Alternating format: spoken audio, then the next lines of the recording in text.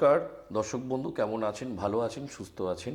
আমি লাল বাবা আবারও নতুন একটা টোটকা নিয়ে আপনাদের কাছে এসেছি।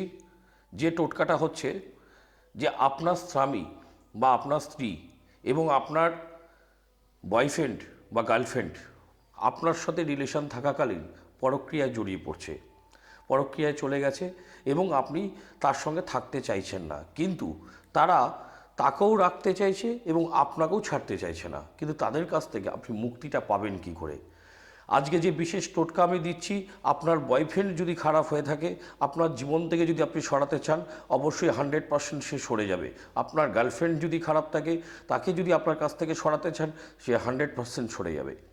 3টে লেবু গাছের কাটা জোগাড় করুন, একটি নারকোলের টুকরো জোগাড় করবেন। সেই নারকোলটি 3 দিন ধরে সর্ষের তেলে ভিজিয়ে রাখবেন। ভেজানোর পরে নারকোলটিকে বাটতে হবে, বেটে সেই লেবু কাটাটির সঙ্গে থেতো করে মিক্সড করতে হবে। করে যে কোনো শ্মশান হোক, কবরস্থান হোক, যদি দিয়ে আসতে পারেন, আপনার বয়ফ্রেন্ড যে অন্যায় আপনার সাথে করছে, সে আপনার জীবন থেকে, আপনি যাকে সরাতে চাইছেন, সে আপনার জীবন থেকে বিচ্ছেদ হয়ে বেরিয়ে চলে যাবে। বা আপনার তাকে প্রয়োজন নয়, আপনি তার কাছ থেকে মুক্তি পেতে চাইছেন, আপনি মুক্তি পাবেন। নিচে ফোন নাম্বার দেওয়া থাকলো, নিচে আমার চেম্বারের নাম দেওয়া থাকলো।